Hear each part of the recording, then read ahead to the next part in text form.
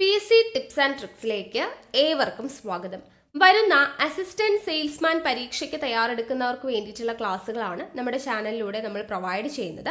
അപ്പോൾ നമ്മുടെ study plan എങ്ങനെയാണ് എന്നുള്ള കാര്യങ്ങളൊക്കെ പറഞ്ഞിട്ടുണ്ടായിരുന്നു നമ്മൾ ഓൾറെഡി തന്നെ. അപ്പോൾ നമ്മൾ ഓരോ ദിവസവും പഠിക്കേണ്ട ടോപ്പിക്, ഇപ്പോൾ നാളെ പഠിക്കേണ്ട ടോപ്പിക് എന്താണെന്നുള്ളത് ഇന്ന് രാത്രി തന്നെ നമ്മൾ ടെലിഗ്രാമിൽ മെൻഷൻ ചെയ്യും. നമ്മൾ പിറ്റേ ദിവസം കാലത്ത് അതിൻ്റെ ആ ഒരു ടോപ്പിക്കുമായി ബന്ധപ്പെട്ടിട്ടുള്ള ക്ലാസ്സുകൾ പ്രൊവൈഡ് ചെയ്യും. അന്ന് രാത്രി 8 മണിക്ക് നമ്മൾ പഠിച്ച ടോപ്പിക്കുമായി ബന്ധപ്പെട്ടിട്ടുള്ള PYQ ഡിസ്കഷൻ ലൈവായിട്ട് രാത്രി 8 മണിക്ക് ഉണ്ടായിരിക്കും. ഈ ഒരു രീതിയിലാണ് നമ്മുടെ ക്ലാസ്സുകൾ മുന്നോട്ട് പോകുന്നത്. New SCERT, current affairs, English, maths, Malayalam ഇതിന്റെ എല്ലാം തന്നെ ക്ലാസ്സുകൾ നമ്മൾ പ്രൊവൈഡ് ചെയ്യുന്നതായിരിക്കും. അപ്പോൾ ഇത്രയും ദിവസം തന്നെ നല്ല രീതിയിൽ തന്നെയാണ് നമ്മുടെ ക്ലാസ്സുകളും PYQ ഡിസ്കഷൻ സെഷനും എല്ലാം മുന്നോട്ട് പോയിക്കൊണ്ടിരിക്കുന്നത്, വളരെ ആക്റ്റീവായിട്ട്. അപ്പോൾ കൃത്യമായിട്ട് നമ്മളെ ഫോളോ ചെയ്യുന്ന പിള്ളേരാണ് എന്നുണ്ടെങ്കിൽ നിങ്ങൾക്ക് തീർച്ചയായിട്ടും നല്ലൊരു റാങ്കിലോട്ട് എത്താൻ വേണ്ടി പറ്റും. നമ്മുടെ കഴിഞ്ഞ LDC 2024 നമ്മൾ ഇതുപോലൊരു സീരീസ് സ്റ്റാർട്ട് ചെയ്തിട്ട് കൃത്യമായിട്ട് എല്ലാവരും ഫോളോ ചെയ്തിട്ടുണ്ടായിരുന്നു. അതിൻ്റെ റിസൾട്ട് എല്ലാവർക്കും കിട്ടിയിട്ടുണ്ട്. നമ്മളെ കൃത്യമായിട്ട് അവസാനം വരെ ഫോളോ ചെയ്ത് പഠിച്ച എല്ലാവരും തന്നെ മെയിൻ ലിസ്റ്റിൽ ഉൾപ്പെട്ടിട്ടുണ്ട്. അപ്പം നിങ്ങൾക്കും അസിസ്റ്റന്റ് സെയിൽസ്മാൻ എന്ന് പറയുന്ന പരീക്ഷ എഴുതി നല്ലൊരു റാങ്കിലോട്ട് എത്താൻ വേണ്ടി നമ്മൾ ഹെൽപ്പ് ചെയ്യും. അപ്പോൾ കൃത്യമായിട്ട് ഫോളോ ചെയ്യുക. അതിന് ആദ്യം തന്നെ നിങ്ങൾ ടെലിഗ്രാമിൽ ജോയിൻ ചെയ്യണേ. ടെലിഗ്രാമിലാണ് നമ്മൾ ഓരോ ദിവസവും പഠിക്കേണ്ട ടോപ്പിക്ക് കൊടുക്കുന്നത്. പിന്നെ നമ്മൾ പഠിച്ച ടോപ്പിക്കുമായി ബന്ധപ്പെട്ടിട്ടുള്ള പോൾസ് നിങ്ങൾക്ക് അറ്റൻഡ് ചെയ്യാൻ പറ്റുന്നതും ടെലിഗ്രാമിലൂടെയാണ്. സോ ടെലിഗ്രാമിൻ്റെ ലിങ്ക് ഞാൻ താഴെ ഡിസ്ക്രിപ്ഷൻ ബോക്സിലും കമൻറ്റ് ബോക്സിൽ ഫസ്റ്റ് കമൻ്റ് ആയിട്ട് കൊടുത്തിട്ടുണ്ട്. ജോയിൻ ചെയ്യാത്തവരുണ്ടെങ്കിൽ ജോയിൻ ചെയ്യുക. ഭരണഘടനയിലെ സ്കെഡ്യൂൾസ് അല്ലെങ്കിൽ പട്ടികകളെ കുറിച്ചാണ് നമ്മൾ പറയുന്നത്. അപ്പോൾ എത്ര പട്ടികയാണ് ഉള്ളത്? ഭരണഘടന നിലവിൽ വരുന്ന സമയത്ത് 8 പട്ടികകളാണ് ഉണ്ടായിരുന്നത്. ഭരണഘടന നിലവിൽ വരുന്ന സമയത്ത് 8 പട്ടികകളാണ്. ഇപ്പം നിലവിലുള്ളത് എത്ര പട്ടികകളാ? നിലവിലുള്ളത് 12 പട്ടികകളാണ് നിലവിലുള്ളത്. നിലവിൽ എത്ര പട്ടികകളുണ്ട്? 12 പട്ടികകൾ അല്ലെങ്കിൽ 12 ഷെഡ്യൂൾസ് ആണ് ഇപ്പോൾ നിലവിൽ ഉള്ളത്. അപ്പോൾ അതിൽ നമുക്ക് ഓരോ പട്ടികയിലും എന്തിനെ കുറിച്ചാണ് പറയുന്നത് എന്നുള്ളത് ഡീറ്റെയിൽഡ് ആയിട്ട് തന്നെ പഠിക്കണം. അപ്പോൾ അതിന് നിങ്ങളൊരു കോഡ് പഠിച്ചിട്ടുണ്ടായിരിക്കും. ഇതെല്ലാവർക്കും അറിയുന്ന ഒരു കോഡാണ്. ഈ 12 പട്ടികകൾ ഓർത്ത് വെക്കാനുള്ള ഒരു കോഡ്, ഈസി ആയിട്ടുള്ളൊരു കോഡാണ്. തിയേഴ്സ് ഓഫ് ഓൾഡ് PM എന്ന് പറഞ്ഞിട്ട് ഒരു കോഡ് അല്ലേ? തിയേഴ്സ് ഓഫ് ഓൾഡ് PM എന്ന് പറയുന്ന ഒരു കോഡുണ്ട്. അപ്പോൾ ഇത് വെച്ചിട്ടാണ് ഈ 12 പട്ടികകൾ നമ്മൾ ഓർത്ത് വയ്ക്കുക. അപ്പോൾ അതിൽ ഓരോന്നും എന്താന്നുള്ളത് നമുക്ക് ജസ്റ്റ് ഒന്ന് നോക്കാം. ഓക്കെ, എന്നിട്ട് നമുക്ക് ഓരോന്നായിട്ട് പഠിക്കാം. അപ്പോൾ ആദ്യത്തേത് ടിയേഴ്സ് എന്ന് പറയുമ്പോൾ ആദ്യം വരുന്നത് എന്താ? T for territories. T for territories എന്നാ പറയാം. അപ്പോൾ ആദ്യത്തെ ടി എന്തിനെ കുറിച്ചാണ് പറയുന്നത്? സംസ്ഥാനങ്ങളുടെ പേരും അവയുടെ പ്രാദേശിക അധികാര പരിധിയും അതുപോലെ തന്നെ കേന്ദ്രഭരണ പ്രദേശങ്ങളുടെ പേരും അവയുടെ വ്യാപ്തിയും. അപ്പോൾ സംസ്ഥാനങ്ങളുടെയും കേന്ദ്രഭരണ പ്രദേശങ്ങളുടെയും, അതായത് യൂണിയൻ ടെറിട്ടറീസ് അല്ലേ, കേന്ദ്രഭരണ പ്രദേശം യൂണിയൻ ടെറിട്ടറീസിൻ്റെയും സംസ്ഥാനങ്ങളുടെയും യൂണിയൻ ടെറിട്ടറീസിൻ്റെയും പേര്, അവയുടെ വ്യാപ്തി, അധികാര പരിധി എന്നിവയെക്കുറിച്ച് പറയുന്ന പട്ടിക ഏത് എന്ന് ചോദിച്ചു കഴിഞ്ഞാൽ ഏതാണ്? അത് ആദ്യത്തെ പട്ടികയാണ്. പട്ടിക 1. പട്ടിക 1ലാണ് എന്തിനെക്കുറിച്ച് പറയുന്നത്? സംസ്ഥാനങ്ങളുടെ പേര്, അവയുടെ അധികാര പരിധി, ദെൻ കേന്ദ്രഭരണ പ്രദേശങ്ങളുടെ പേര്, അവയുടെ വ്യാപ്തി. വേഗം ഇപ്പം തന്നെ നമ്മുടെ കൂടെ തന്നെ പഠിക്കുക കേട്ടോ. പട്ടിക 1ൽ പറയുന്നത് territories, tears of old PM ആണ്. അപ്പോൾ T ഫോർ ടെറിട്ടറീസ്. അപ്പോൾ എന്താണ്? സംസ്ഥാനങ്ങളുടെ പേരും അവയുടെ അധികാര പരിധിയും പിന്നെ കേന്ദ്രഭരണ പ്രദേശങ്ങളുടെ പേരും അവയുടെ വ്യാപ്തിയെയും കുറിച്ച് പറയുന്നതാണ് പട്ടിക 1, സ്കെഡ്യൂൾ 1 എന്ന് പറയുന്നത്, ടെറിട്ടറീസ്. ഓക്കെ, ഇനി ടിയേഴ്സ് ഓഫ് എന്ന് പറയുമ്പോൾ ടിയേഴ്സ് അല്ലെ, TE ആണ് വരിക. അടുത്തത് E ഫോർ എമോല്യൂമെന്റ്സ്. എമോല്യൂമെന്റ്സ് എന്ന് പറഞ്ഞു കഴിഞ്ഞാൽ എന്താണ്? ശമ്പളവും കാര്യങ്ങളൊക്കെയാണ് പറയുന്നത് അല്ലേ. അപ്പോൾ ഇത് പട്ടിക 2. പട്ടിക 2ൽ പ്രതിപാദിക്കുന്നത് എമോല്യൂമെന്റ്സിനെ കുറിച്ചാണ്. എമോല്യൂമെന്റ്സ് എന്ന് പറയുമ്പോൾ എന്താണ്? ശമ്പള വ്യവസ്ഥയും ആനുകൂല്യങ്ങളും. ശമ്പള വ്യവസ്ഥയും ആനുകൂല്യങ്ങളും കുറിച്ചാണ് പറയുന്നത്. ശമ്പള വ്യവസ്ഥ അതുപോലെ ആനുകൂല്യങ്ങളെ കുറിച്ച് പറയുന്നതാണ് പട്ടിക 2. എമോല്യൂമെന്റ്സിനെ കുറിച്ച് പറയുന്നു. ആരുടെ എമോല്യൂമെന്റ്സ്? ആരുടെ ശമ്പള വ്യവസ്ഥയെ കുറിച്ചാണ് പറയുന്നത്?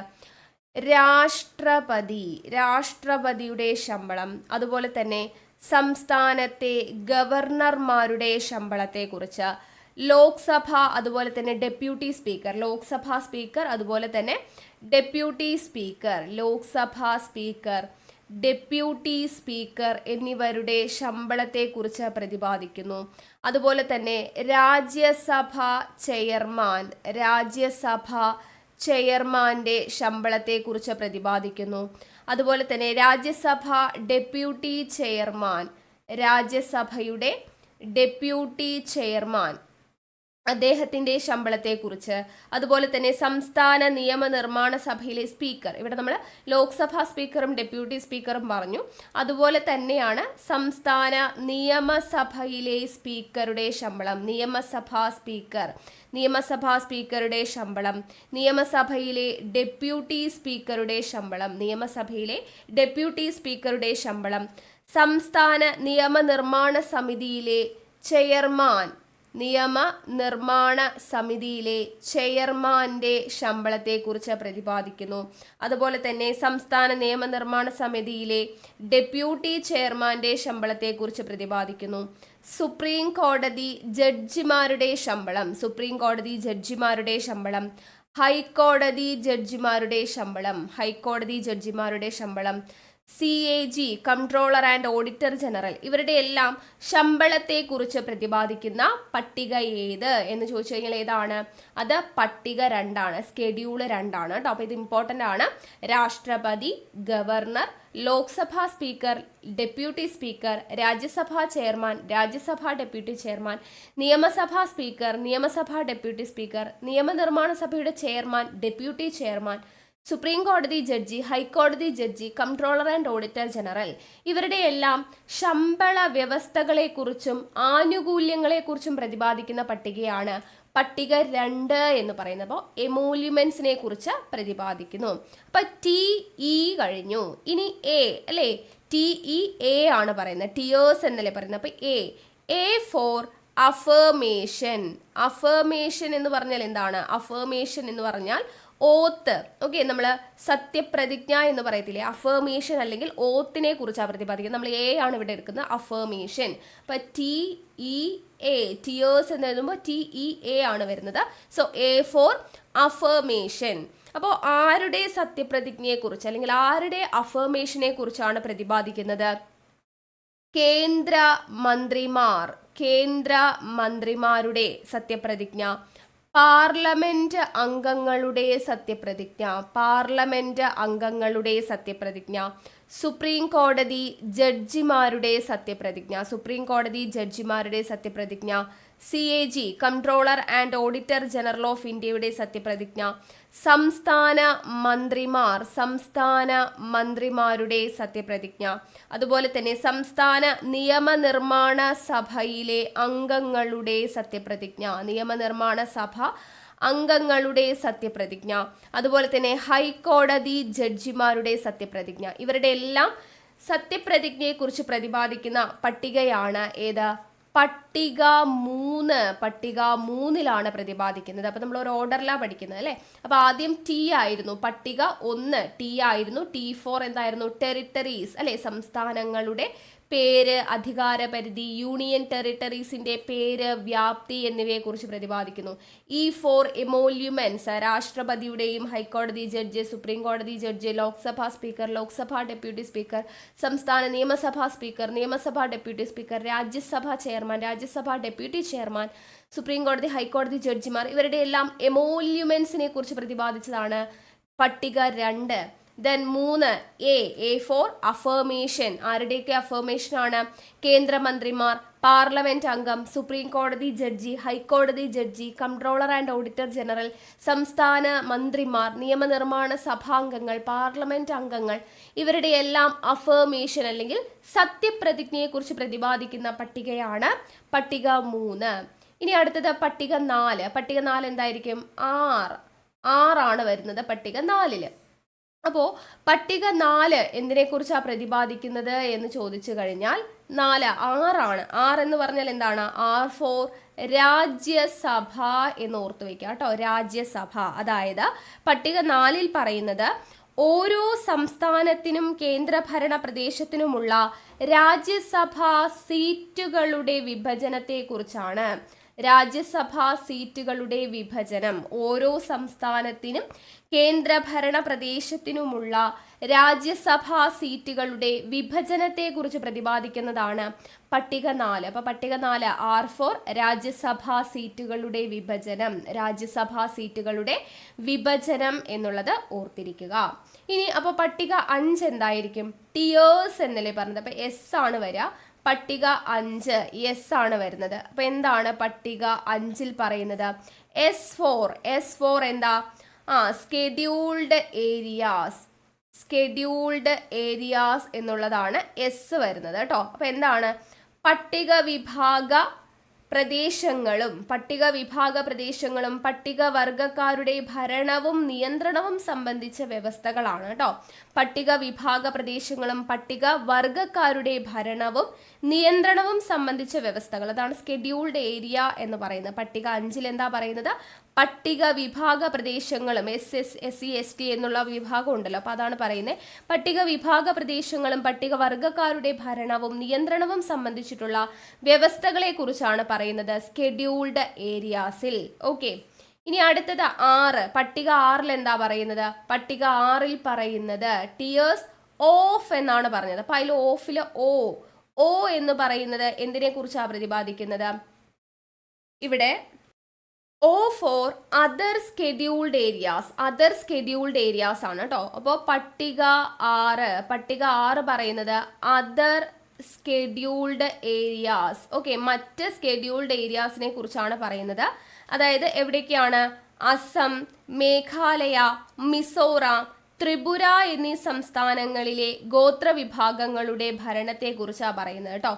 അസം, മേഘാലയ, മിസോറാം, ത്രിപുര എന്നിവിടങ്ങളിലെ ഗോത്രവിഭാഗങ്ങളുടെ ഭരണത്തെ കുറിച്ചാണ് പട്ടിക 6ൽ പറയുന്നത്. അതാണ് അതർ സ്കെഡ്യൂൾഡ് ഏരിയ എന്നതുകൊണ്ട് ഉദ്ദേശിക്കുന്നത്. അപ്പൊ പട്ടിക 5ൽ സ്കെഡ്യൂൾഡ് ഏരിയ, പട്ടിക 6ൽ other scheduled area. Assam, Meghalaya, Mizoram, Tripura എന്നീ സംസ്ഥാനങ്ങളിലെ ഗോത്രവിഭാഗങ്ങളുടെ ഭരണത്തെ കുറിച്ച് പറയുന്നു. ഓക്കെ, അപ്പൊ പട്ടിക 6 നമുക്ക് കിട്ടി. ഇനി പട്ടിക 7 ഉണ്ടല്ലേ, പട്ടിക 7. അപ്പൊ പട്ടിക 7 പറയുന്നത് എന്താ? ടിയേഴ്സ് ഓഫ് എന്നാണ് പറയുന്നത്. അപ്പൊ എഫ് എന്താ? എഫ് എന്ന് പറയുന്നത് ഫെഡറൽ പ്രൊവിഷൻസ് ആണ്. അപ്പൊ പട്ടിക 7 പറയുന്നത് എന്താ? ഫെഡറൽ പ്രൊവിഷൻസിനെ കുറിച്ചാണ് പട്ടിക 7 പറയുന്നത്. അപ്പൊ എന്താണ് ഫെഡറൽ പ്രൊവിഷൻസ് എന്ന് പറഞ്ഞു കഴിഞ്ഞാൽ അധികാര വിഭജനത്തെ കുറിച്ച്, അതായത് നമ്മുടെ ലിസ്റ്റുകളെ കുറിച്ച് പ്രതിപാദിക്കുന്നത് എവിടെയാണ്? പട്ടിക 7ലാണ്. ഫെഡറൽ പ്രൊവിഷൻസ് കേട്ടോ. അപ്പൊ അധികാര വിഭജനം നടത്തി നമ്മൾ ലിസ്റ്റ് പഠിച്ചല്ലോ, കേന്ദ്രത്തിനും സംസ്ഥാനങ്ങളും അതിന് അധികാരം വിഭജിച്ച് നൽകിയിട്ടുണ്ട് എന്നുള്ളത്. അപ്പൊ ഫെഡറൽ പ്രൊവിഷൻസ്, ലിസ്റ്റുകളെ കുറിച്ച്. അപ്പൊ അത് നമുക്ക് തെറ്റിപ്പോവാതിരിക്കാൻ വേണ്ടി എഫ് എന്ന് പറയുമ്പോൾ ഫെഡറൽ പ്രൊവിഷൻസ് ആണ് പട്ടിക 7. അങ്ങനെ ഓർക്കാം. അല്ലെങ്കിൽ പട്ടിക 7 എന്നാണ്. ആ 7നെ ഒന്ന് തിരിച്ചിട്ട് കഴിഞ്ഞാൽ നമുക്ക് L കിട്ടും. സോ L ലിസ്റ്റ് എന്നുള്ള രീതിയിൽ ഓർക്കാം. അപ്പൊ പട്ടിക 7ൽ പ്രതിപാദിക്കുന്ന എന്തിനെ കുറിച്ചാ? ലിസ്റ്റുകളെ കുറിച്ച് പ്രതിപാദിക്കുന്നു. ലിസ്റ്റുകളെ കുറിച്ച്. അപ്പൊ ടിയേഴ്സ് ഓഫ് വരെ എത്തി. ഇനി അടുത്തത് എന്താ? Old PM. അപ്പൊ അടുത്തത് O ആണ്. O4 എന്താണ്? പട്ടിക 8ൽ ഓയിനെ കുറിച്ചാ പറയുന്നത്. എന്താ O? Official language. O4 official language കേട്ടോ. അപ്പോ പട്ടിക 8 പറയുന്നത് എന്താണ്? ഒഫീഷ്യൽ ലാംഗ്വേജിനെ കുറിച്ചാണ് പറയുന്നത്. Official language. O4 official language, അതായത് ഭരണഘടന അംഗീകരിച്ചിട്ടുള്ള ഭാഷകളുണ്ട്. ഭരണഘടന അംഗീകരിച്ച ഭാഷകളുണ്ട്. ആ ഭാഷകളെ കുറിച്ച് പ്രതിപാദിക്കുന്ന പട്ടികയാണ് പട്ടിക 8 എന്ന് പറയുന്നത്. പട്ടിക 8 പ്രകാരം അംഗീകരിച്ചിട്ടുള്ള 22 ഭാഷകളാണ് നിലവിലുള്ളത്. സോ ഒഫീഷ്യൽ ലാംഗ്വേജ്, ഇന്ത്യൻ ഭരണഘടന അംഗീകരിച്ച ഒഫീഷ്യൽ ലാംഗ്വേജ്, ഭാഷകളെ കുറിച്ച് പ്രതിപാദിക്കുന്ന പട്ടികയാണ് ഇത് പട്ടിക 8 എന്ന് പറയുന്നത്. Official language. അപ്പൊ ടിയേഴ്സ് ഓഫ് ഓൾഡ് എന്നാണ്. അപ്പോൾ O കിട്ടി. ഇനി അടുത്ത എന്താ? L വരണം അല്ലെ. അപ്പൊ പട്ടിക 9 എന്താണ്? L ആണ്. L4 എന്താ? ലാൻഡ് റീഫോംസ് ആണ് കേട്ടോ. അപ്പൊ പട്ടിക 9ൽ പറയുന്നത് എന്താണ്? ലാൻഡ് റീഫോംസ് എന്ന് പറഞ്ഞാൽ എന്താണ്? അതായത് ഭൂപരിഷ്കരണ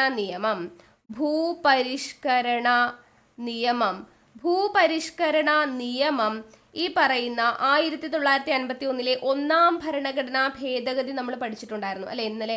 ഒന്നാം ഭരണഘടനാ ഭേദഗതിയിലൂടെ 9ാം പട്ടിക കൂട്ടിച്ചേർത്തു.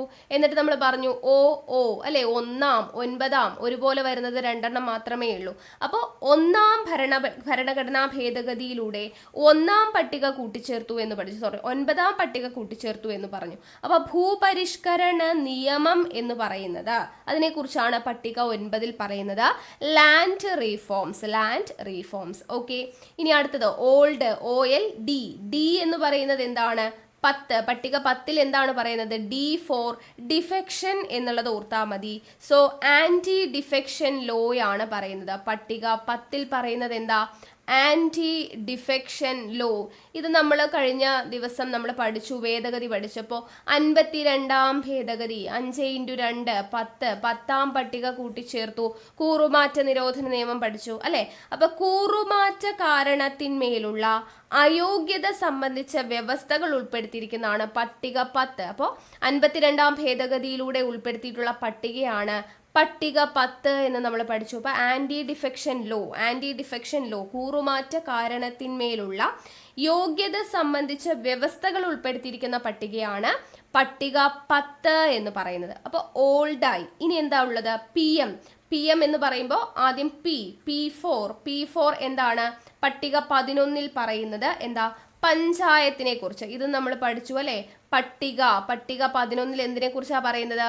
P4 പഞ്ചായത്ത്. ഇത് നമ്മൾ പഠിച്ചു അല്ലെ. 73ാം ഭേദഗതിയൊക്കെ പഠിച്ചപ്പോൾ പഞ്ചായത്ത് നമ്മൾ 11 എന്ന് പറയുന്ന പട്ടിക കൂട്ടിച്ചേർത്തു അല്ലെ. 11ാം പട്ടികയിൽ 29 വിഷയങ്ങളുണ്ട്. 2ഉം 9ഉം കൂടെ കൂട്ടിയാൽ 11 എന്നുള്ള രീതിയിൽ പഠിച്ചിട്ടുണ്ടായിരുന്നു. അപ്പോൾ പഞ്ചായത്തുകളുടെ അധികാരവും ഉത്തരവാദിത്തങ്ങളും കുറിച്ച് പറയുന്ന പട്ടികയാണ് പട്ടിക 11. അങ്ങനെയാണെങ്കിൽ പട്ടിക 12 എന്തായിരിക്കും? എം എന്താ? M for municipality. അപ്പൊ പട്ടിക 12ൽ എന്താ പറയുന്നത്? മുനിസിപ്പാലിറ്റികളുടെ അധികാരങ്ങളെ കുറിച്ച്, മുനിസിപ്പാലിറ്റികളുടെ അധികാരവും ഉത്തരവാദിത്തത്തെ കുറിച്ച് പറയുന്നതാണ് പട്ടിക 12 എന്ന് പറയുന്നത്. അപ്പൊ ഇത്രയും കാര്യങ്ങളേ ഉള്ളൂ നമുക്ക് പട്ടികയിൽ പഠിക്കാനായിട്ട്. അപ്പൊ നമുക്ക് ആ പട്ടികകൾ ഒന്നുകൂടെ നമുക്ക് ജസ്റ്റ് ഒന്ന് പറയാം. എന്തൊക്കെയായിരുന്നു? ആദ്യം നമുക്ക് ആ കോഡ് ഒന്ന് പറയാം അല്ലെ. ടിയേഴ്സ് ഓഫ് ഓൾഡ് PM എന്നതായിരുന്നു നമ്മുടെ കോഡ്. 12 പട്ടിക പഠിക്കാനുള്ള code tears of old PM. അപ്പൊ എന്തൊക്കെയായിരുന്നു? ടി ഫോർ ടെറിട്ടറീസ്, അതായത് സംസ്ഥാനങ്ങളുടെ പേരും അവയുടെ അധികാരപരിധിയും, യൂണിയൻ ടെറിട്ടറീസിന്റെ പേരും അവയുടെ അധികാരപരിധിയും കുറിച്ച് പറയുന്നതാണ് പട്ടിക 1. ദെൻ പട്ടിക 2 എമോല്യുമെന്റ്സ്, ശമ്പള വ്യവസ്ഥയെ കുറിച്ച് പറയുന്നു, ആനുകൂല്യങ്ങളെ കുറിച്ച് പറയുന്നു. എമോല്യുമെന്റ്സ് അപ്പൊ ആരുടെയൊക്കെ ശമ്പളമാണെന്ന് നമ്മൾ പറഞ്ഞു. പട്ടിക 2ൽ പറയുന്നത് രാഷ്ട്രപതി, governor, Lok Sabha speaker, deputy speaker, രാജ്യസഭാ ചെയർമാൻ, രാജ്യസഭാ ഡെപ്യൂട്ടി ചെയർമാൻ, ഹൈക്കോടതി ജഡ്ജി, സുപ്രീം കോടതി ജഡ്ജി, നിയമസഭാ സ്പീക്കർ, നിയമസഭാ ഡെപ്യൂട്ടി സ്പീക്കർ, നിയമനിർമ്മാണ സഭയിലെ അംഗങ്ങൾ അല്ലെ, അങ്ങനെയുള്ള എല്ലാവരുടെയും, കൺട്രോളർ ആൻഡ് ഓഡിറ്റർ ജനറൽ, അവരുടെ എല്ലാം ശമ്പള വ്യവസ്ഥകളെ കുറിച്ചും ആനുകൂല്യങ്ങളെ കുറിച്ചും പറയുന്നതാണ് എമോല്യുമെന്റ്സ് പട്ടിക 2. ദെൻ എ ഫോർ എന്തായിരുന്നു? അഫർമേഷൻ എന്ന് പറഞ്ഞു കഴിഞ്ഞാൽ എന്താണ്? പ്രതിജ്ഞ, സത്യപ്രതിജ്ഞ അല്ലെ. അപ്പൊ പട്ടിക 3ൽ പറയുന്നത് എന്താ? സത്യപ്രതിജ്ഞയെ കുറിച്ച്. ആരുടെ സത്യപ്രതിജ്ഞ? കേന്ദ്രമന്ത്രിമാർ, സംസ്ഥാന മന്ത്രിമാർ, പാർലമെന്റ് അംഗങ്ങൾ, നിയമസഭാ അംഗങ്ങൾ, ഹൈക്കോടതി ജഡ്ജി അല്ലെ. അതുപോലെ തന്നെ എന്താണ്? കൺട്രോളർ ആൻഡ് ഓഡിറ്റർ ജനറൽ, സംസ്ഥാന മന്ത്രിമാർ, ഇങ്ങനെയുള്ളവരുടെ എല്ലാം സത്യപ്രതിജ്ഞ, അഫർമേഷനെ കുറിച്ച് പ്രതിപാദിക്കുന്നതാണ് പട്ടിക 3. ദെൻ R4 എന്താണ്? രാജ്യസഭാ സീറ്റിനെ കുറിച്ചാണ് പട്ടിക 4ൽ പറയുന്നത്. അതായത് ഓരോ സംസ്ഥാനത്തിനും കേന്ദ്ര ഭരണ പ്രദേശത്തിനുമുള്ള രാജ്യസഭാ സീറ്റുകളുടെ വിഭജനത്തെ കുറിച്ച് പറയുന്നു. ഇനി S4 എന്താ? സ്കെഡ്യൂൾഡ് ഏരിയയെ കുറിച്ചാണ് പറയുന്നത് പട്ടിക 5ല്. പട്ടിക 5. അപ്പൊ 5 എന്ന് പറയുമ്പോൾ നമുക്ക് S പോലെ എടുക്കാം. അപ്പൊ S4 സ്കെഡ്യൂൾഡ് ഏരിയ അങ്ങനെയും കണക്ട് ചെയ്യാം. അപ്പൊ പട്ടിക 5ൽ എന്താ പറയുന്നത്? പട്ടിക വിഭാഗ പ്രദേശങ്ങളും പട്ടിക വർഗക്കാരുടെ ഭരണവും നിയന്ത്രണവും സംബന്ധിച്ച വ്യവസ്ഥകളെ കുറിച്ച് പറയുന്നു. ദെൻ O എന്ന് പറയുന്നത് എന്തായിരുന്നു? O for other scheduled areas, അതായത് മറ്റുള്ളവ എന്ന് പറയുമ്പോൾ എവിടേക്കാ വരുന്നത്? പട്ടിക 6 വരുന്നത് അസം, മേഘാലയ, മിസോറാം, ത്രിപുര എന്നീ സംസ്ഥാനങ്ങളിലെ ഗോത്ര വിഭാഗങ്ങളുടെ ഭരണത്തെക്കുറിച്ച് പറയുന്നു. ദെൻ എഫ് എന്താ? Federal provisions. ഫെഡറൽ പ്രൊവിഷൻസ് എന്ന് പറയുമ്പോൾ അധികാര വിഭജനം, അല്ലെങ്കിൽ എഫ് എന്ന് പറയുമ്പോൾ പട്ടിക 7 ആണ്. പട്ടിക 7 എന്തിനെ കുറിച്ച് പറയുന്നു? 7 തിരിച്ചിട്ട എൽ ഫോർ ലിസ്റ്റ്. ലിസ്റ്റുകളെ കുറിച്ച് പ്രതിപാദിക്കുന്നത് പട്ടിക 7 ദെൻ ഒ എന്ന് പറയുന്നത് എന്താ? ഒഫീഷ്യൽ ലാംഗ്വേജ് അല്ലെ? ഒഫീഷ്യൽ ലാംഗ്വേജ് ആണ് ഒ എന്ന് പറയുന്നത്. അപ്പോൾ ഒഫീഷ്യൽ ലാംഗ്വേജിനെ കുറിച്ചാണ് പട്ടിക 8 പറയുന്നത്. ഓക്കെ, ഭാഷകളെ കുറിച്ച്. ദെൻ അടുത്തത് എൽ ഫോർ എന്താണ്? ലാൻഡ് റീഫോംസ് അല്ലെ? ഭൂപരിഷ്കരണ നിയമം 1-ാം ഭേദഗതിയിലൂടെ പട്ടിക 9 കൂട്ടിച്ചേർത്തു എന്ന് നമ്മൾ പഠിച്ചു. Then defection, D for anti defection law അല്ലെ? Anti defection law. അപ്പൊ കൂറുമാറ്റ കാരണത്തിന്മേലുള്ള അയോഗ്യത സംബന്ധിച്ചിട്ടുള്ള വ്യവസ്ഥകളാണ് ഏതിൽ വരുന്നത്? പട്ടിക 10 52-ാം ഭേദഗതിയിലൂടെ കൂട്ടിച്ചേർത്ത പട്ടിക. ദെൻ P4 എന്താണ്? പഞ്ചായത്ത് എന്ന് പറയുമ്പോൾ നമ്മൾ പഠിച്ചു 73-ാം ഭേദഗതിയിലൂടെ കൂട്ടിച്ചേർത്തിട്ടുള്ള പട്ടികയാണ് പട്ടിക 11. അതിൽ 29 വിഷയങ്ങളുണ്ടെന്നൊക്കെ പറഞ്ഞ് പഠിച്ചു. സോ പഞ്ചായത്തുകളുടെ അധികാരങ്ങളും ഉത്തരവാദിത്തങ്ങളും. M4 എന്താ? മുനിസിപ്പാലിറ്റിയുടെ അധികാരവും ഉത്തരവാദിത്വമാണ് പട്ടിക 12 പ്രകാരം പറയുന്നത്. 74-ാം ഭേദഗതിയിലൂടെ കൂട്ടിച്ചേർത്തതാണ് പട്ടിക 12 എന്ന് പറയുന്നത്. ഓക്കെ അല്ലേ? ക്ലിയർ അല്ലേ? ഇത്രയേ ഉള്ളൂ നമ്മുടെ പട്ടിക എന്ന് പറയുന്നത് കേട്ടോ. അപ്പോൾ ഇത് LGSകാർക്ക് പഠിക്കണോ എന്നൊക്കെ ചോദിക്കുന്നവരുണ്ട്. നമ്മൾ ഓരോ ടോപ്പിക്കും എടുക്കുമ്പോൾ ഇത്രയൊക്കെ പഠിക്കാനുണ്ടോ? നമുക്ക് LGSകാരുടെ സിലബസിൽ പറഞ്ഞിരിക്കുന്നത് എന്താണ്? ഒരു പൗരന്റെ അവകാശങ്ങളും കടമകളും എന്നൊക്കെ തന്നതിന് ശേഷം ഇന്ത്യൻ ഭരണഘടനയുടെ അടിസ്ഥാന വിവരങ്ങൾ എന്നാ തന്നിരിക്കുന്നത്. അപ്പോൾ ഒരു ഇന്ത്യൻ ഭരണഘടനയുടെ അടിസ്ഥാന വിവരങ്ങൾ എന്ന് പറയുമ്പോൾ ആമുഖം മുതൽ നമ്മൾ ഇങ്ങോട്ട് പഠിച്ച എല്ലാ കാര്യങ്ങളും അവിടെ പട്ടിക വരും, അതുപോലെ ഭാഗങ്ങൾ വരും, ആർട്ടിക്കിൾസ് വരും, ഭേദഗതികൾ വരും, ഈ പറയുന്ന ലിസ്റ്റ്, എല്ലാ കാര്യങ്ങളും ഇന്ത്യൻ ഭരണഘടനയുടെ അടിസ്ഥാന വിവരങ്ങൾ എന്ന് പറയുമ്പോൾ ഈ പറഞ്ഞ എല്ലാ കാര്യങ്ങളിൽ നിന്നും ചോദ്യങ്ങൾ അവിടെ ചോദിക്കാനുള്ള റൈറ്റ്സ് അവർക്കുണ്ട്. അപ്പോൾ എവിടെ നിന്ന് വേണമെങ്കിലും നമുക്ക് ചോദ്യം വരാം. ഇന്ത്യൻ ഭരണഘടനയുടെ ഏത് ഭാഗത്ത് നിന്ന് വേണമെങ്കിലും ചോദ്യങ്ങൾ വരാം. ഓക്കെ, അപ്പോൾ അതുകൊണ്ട് നമ്മൾ ഇതെല്ലാം പഠിച്ചിരിക്കണം. അപ്പോൾ ഇത് ക്ലിയർ ആയെന്ന് വിശ്വസിക്കുന്നു. നോട്ട് റെഡിയാക്കുക, ഇന്ന് തന്നെ പഠിക്കുക, റിവിഷൻ ചെയ്യുക. അപ്പോൾ വീണ്ടും നമുക്ക് ഇതുപോലുള്ള അടുത്ത ക്ലാസ്സുമായിട്ട് വീണ്ടും കാണാം.